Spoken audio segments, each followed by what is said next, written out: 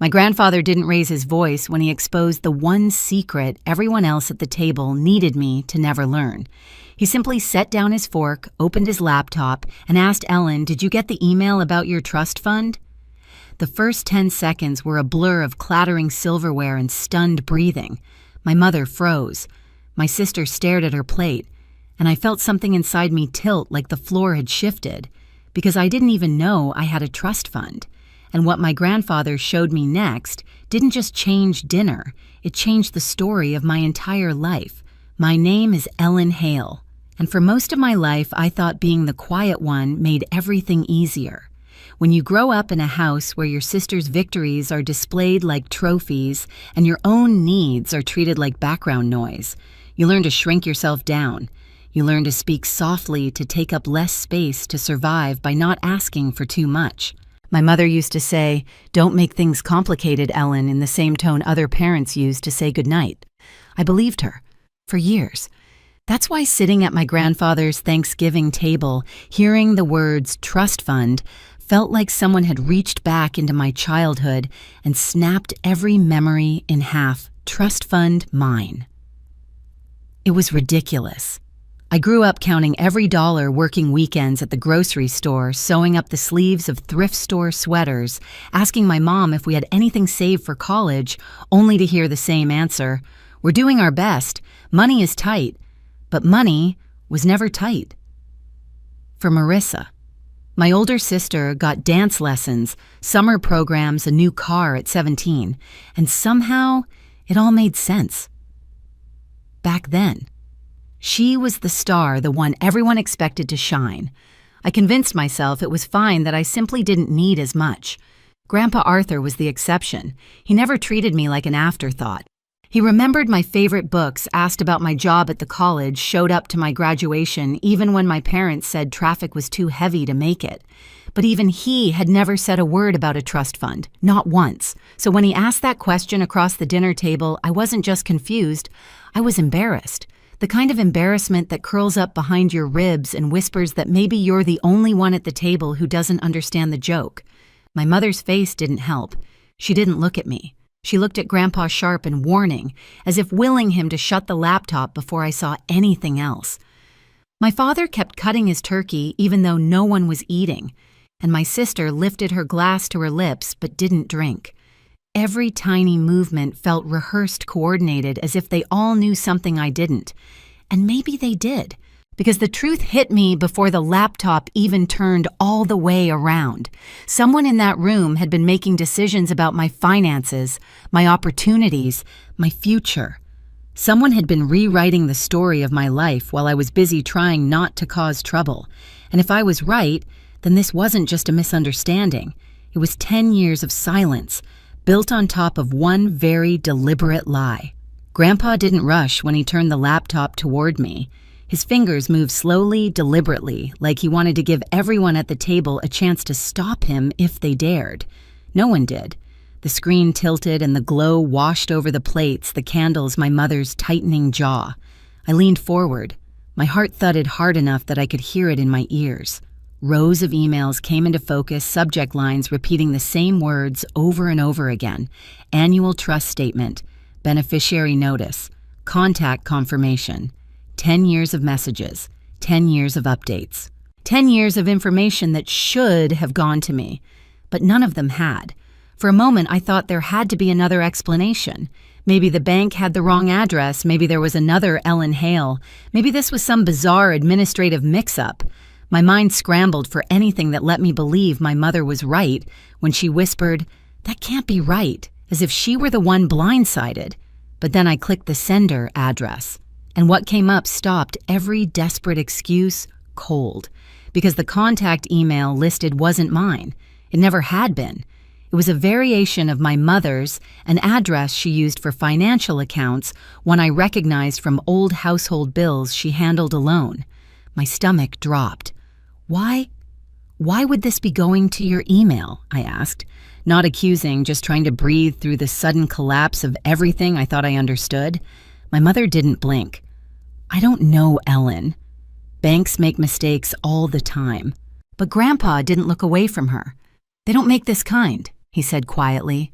A flush crept up my mother's neck. My father shifted in his chair as if preparing to defend her, but no words came out. Marissa looked between them, confused, maybe scared, or maybe simply worried that whatever this was, it might affect her. I opened the earliest email, year 10. I remembered that year vividly. It was the year I asked my parents if we had anything set aside for my tuition because my scholarship didn't cover everything. Mom said, "We're doing our best, but money is tight, sweetheart." Except it wasn't tight. Not for the person these emails were meant for. Not for me. I scrolled through the next year, and the next. Every email matched a moment in my life when I had needed help and been told to manage on my own. Nights I skipped meals to save money. Mornings I walked to class in the rain because my car had broken down and repairing it wasn't a priority. Summers. I took double shifts while Marissa went to dance camps in other cities. Every memory sharpened against the glow of the laptop. Grandpa finally spoke again, voice steady. "Ellen, these are yours. They always were, and someone made sure you never saw them." The table felt smaller, the air denser. I could feel my mother's stare drilling into me, half warning, half panic. I closed the laptop gently, not to end the moment, but to contain the fury rising inside me. Because now I knew this wasn't a mistake. Someone had rewritten my life on purpose. I didn't open the laptop again right away. I just sat there with my hands resting on the closed lid, feeling the heat of the screen seep into my palms. 10 years of statements. 10 years of silence. 10 years of being told to be patient, be practical, don't expect too much.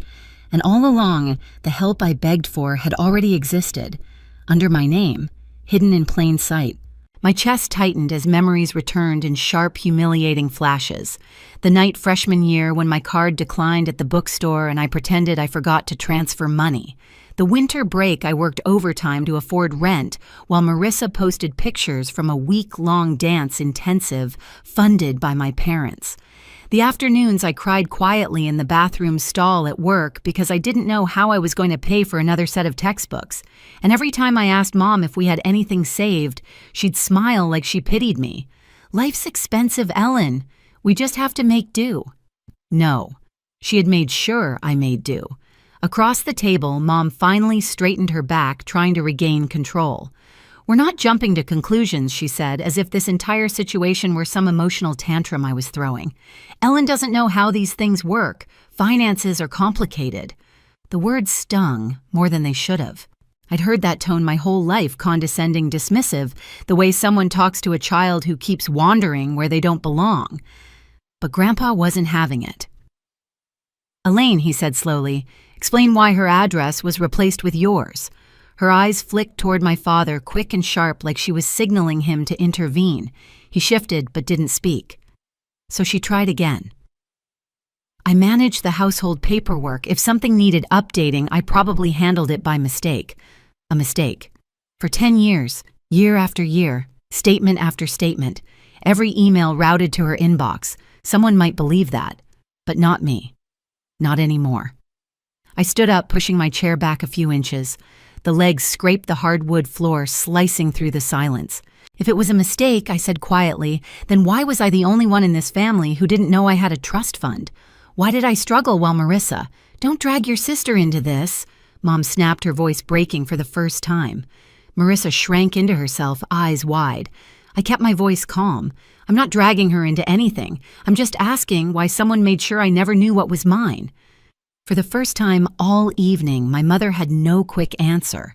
Her mouth opened, then closed. Her fingers curled around her napkin so tight the fabric wrinkled. Grandpa leaned forward. "Ellen, you deserve the truth. And you deserve control of your own finances. Control. A word I'd never been offered before. I exhaled slow and steady. "This ends tonight," I said, and my voice didn't shake. I wasn't yelling, I wasn't crying, but inside something solidified, something sharp, something certain. I wasn't just the quiet one anymore. This time I wasn't going to look away. Grandpa was the one who finally broke the silence. He pushed his chair back, stood slowly, his joints stiff from age but his presence towering, and looked around the table as if taking inventory of who he could still trust. Then he said with the same calm that made everyone uneasy, We're not finishing dinner until we understand what happened here. My mother stiffened. My father shifted. Marissa swallowed hard. Grandpa gestured toward the living room. All of us. Come on. We moved as a group, a tense migration from the table to his study. The lights were warmer in there, softer, but the air felt colder. Something about walking into a room full of framed certificates, leather-bound books, and the old family crest on the wall made it impossible to pretend things were complicated or unclear. This room didn't tolerate excuses. Grandpa set the laptop on his desk. Sit. No one disobeyed. I stood behind the chair he'd pulled out for me, hands gripping the back, grounding myself. Mom sat beside Dad, her posture rigid, ready to argue. Marissa hovered near the doorway, as if hoping she could slip out unnoticed. Grandpa clicked into the email records. The blue-white glow cast long shadows on the walls. Here, he said. He opened an email dated 10 years back, year I turned 17. This is when the contact information was changed. The screen revealed the old email crossed out, replaced by another. My mother's. A deliberate edit. Time-stamped. Logged. Documented. Mom's breath hitched. That could be anything, she said quickly. Banks update things automatically. They don't, Grandpa cut in. Not without the account holder or guardian requesting it. I looked at my father. Did you request it? He shook his head. He didn't even look at my mother. No. So who did I ask quietly, already knowing? No one answered. Grandpa clicked again, opening the confirmation email that followed the update, a message thanking the user for verifying the new contact information. It wasn't vague, it wasn't unclear. It was tied to an IP address from our home in Seattle. My mother's voice cracked. I was just trying to keep things organized. I stared at her, the woman who taught me to say thank you for every small thing, who told me that life was easier if I didn't expect much. Organized, I repeated. Mom, you left me working double shifts while money in my name sat untouched. She recoiled like I'd slapped her. You were too young to understand responsibility. I didn't want you relying on money you didn't earn. I let out a small, humorless laugh. But Marissa could. Marissa flinched. I didn't know it was yours, Ellen. I swear. Mom said, don't. Mom snapped at her. Don't say another word. But the damage was done. Grandpa leaned back in his chair. Elaine, you kept a financial asset from its owner. That's not organization. That's control. My mother's voice sharpened. I did what I had to do. For the family. For stability. Ellen never needed much, and Marissa needed everything I asked. Is that it? She pressed her lips together. Dad finally spoke, voice low. Elaine, we should have told her. We should have. My mother's head snapped toward him. Richard, not now. But Grandpa didn't let her dodge it. You lied, he said. To me. To Ellen. For a decade. My mother's jaw trembled. Arthur, please, you don't understand. I understand enough. He clicked another email. This one was a trust fund notification from 3 years ago, the year I was juggling rent classes and a campus job just to afford basic groceries. I remembered crying in the privacy of my tiny apartment, thinking I had failed at adulthood before I even began. The email subject mocked me now. Annual allocation update. Money that could have changed everything. Money I was never allowed to know existed. Mom, I said softly, why? She closed her eyes. A tear fell, one singular fragile, but her voice was still defensive. Because you wouldn't have made good decisions. You were always sensitive, easily overwhelmed. I needed to protect you from wasting it. My breath caught. Protect me, yes, she insisted. And if you'd known about the trust, you would have gone off on your own too fast. You would have left us. The truth settled heavy between us. She didn't hide the money because I was irresponsible. She hid it because she was afraid I'd grow up without her permission. That wasn't your decision to make, I whispered. My mother shook her head, refusing the truth even as it stood in front of her, undeniable. Everything I did was for this family. Grandpa's voice tightened. Then why did you only do it to Ellen? Why didn't you redirect Marissa's trust fund emails? The question punched a hole straight through every excuse she had built. She had no answer. The room was silent except for Grandpa's steady breathing. Then he turned to me. Ellen, you should have access to everything now, full control. If you want, I can call the bank representative tonight. I nodded. Yes, I want that. Mom's head snapped up. "You can't just—" "I can," Grandpa said. "And I will." She looked at me, eyes wide, voice cracking. "Ellen, please, we can handle this privately." "No," I said. "For once, this doesn't get handled in the dark." My mother stood abruptly, but her knees wobbled. She reached out to the desk for support. "You don't understand what this means. If you take control, everything we built," I kept my voice quiet, steady. "Mom, you didn't build it. You borrowed it. From me." The words struck deeper than shouting ever could. She sank back into her chair. Grandpa placed a hand on my shoulder. "You're doing the right thing." For the first time I felt it too. Not triumph, not revenge, just clarity. A truth that finally belonged to me. I looked at the laptop, at the decade of stolen decisions, and I knew this was the moment my life split into before and after. Whatever came next, I wasn't going back. The bank representative called back within the hour, confirming the transfer of all access and notifications to me. Hearing my own name, my actual email listed as the rightful contact, felt strangely unreal, like stepping into a life I should have lived years ago. Grandpa squeezed my hand, proud but quiet, letting the moment be mine. My mother stayed seated, shoulders curled inward, not arguing anymore. My father finally met my eyes, guilt, softening something that had been rigid for years. Marissa whispered a small apology as she passed me on her way out.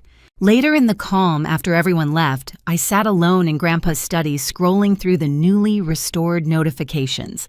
10 years of what-ifs, 10 years of choices stolen. But now, finally, I had control of the fund of my future, of the story they tried to write without me. I walked out of Grandpa's house with nothing but a coat and a decade's worth of clarity. For the first time, my future belonged to me, not the people who feared I'd claim it. If this story hits something in you, share your experience below and subscribe for the next chapter.